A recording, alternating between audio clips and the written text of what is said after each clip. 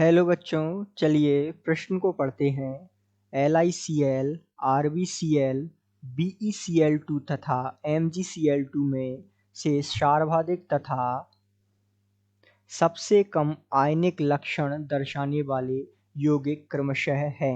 आपको विकल्प दिए हुए हैं। विकल्प ए है LiCl, RbCl, विकल्प बी है RbCl, BeCl2 और विकल्प सी है RbCl, MgCl2 और विकल्प डी है MgCl2 और BeCl2। तो आइए बच्चों, मुख्य अवधारणा को समझते हुए हम इस प्रश्न को हल करते हैं तथा पता लगाते हैं कि कौन सर्वाधिक तथा कौन सबसे कम आयनिक लक्षण रखता है।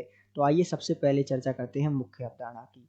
तो मुख्य अवधारणा के रूप में यहाँ हमें कुछ बातें पता होना आवश्यक है जो इस प्रश्न को हल करने में सहायक होंगी। जैसा कि हम जानते हैं कि आयनिक लक्षण जो होते हैं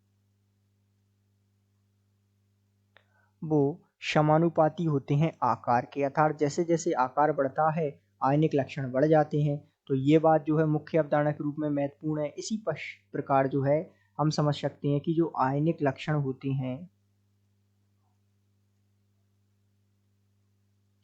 वो व्युत्क्रमानुपाती होते हैं आवेश के।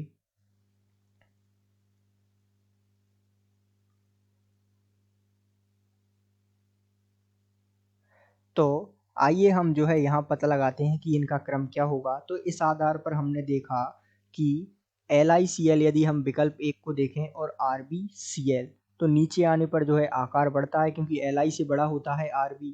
ठीक है, तो हम जान सकते हैं कि जो RbCl है उसमें आयनिक लक्षण अधिक होगा LiCl से। इसी प्रकार यदि हम आकार जो संबंध यहाँ निकाला हमने, आयनिक लक्षण समानुपाती आकार 1/आवेश जो हमने देखा, इस आधार पर यदि हम सामान्यतः इनका क्रम पता लगाएं तो इनका जो आयनिक क्रम होगा, अर्थात किसमें सबसे अधिक आयनिक लक्षण होगा, तो वो होगा RbCl में सबसे अधिक होगा। उसके पश्चात LiCl में होगा। उसके पश्चात MgCl2 में होगा और सबसे कम आयनिक लक्षण होगा BeCl2 में। तो यहाँ इनका आयनिक लक्षण का क्रम इस प्रकार है, जिसमें सर्वाधिक आयनिक लक्षण हमें देखने को मिला वो होता है RbCl में तथा कम जो आयनिक लक्षण होंगे वो होगा BeCl2 में। तो कम आयनिक लक्षण।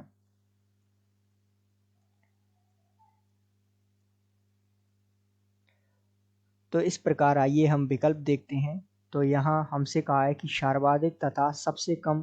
तो सर्वाधिक होता है RbCl में और सबसे कम होगा BeCl2 में। तो हम कह सकते हैं कि दिए गए प्रश्न का सही उत्तर विकल्प बी है।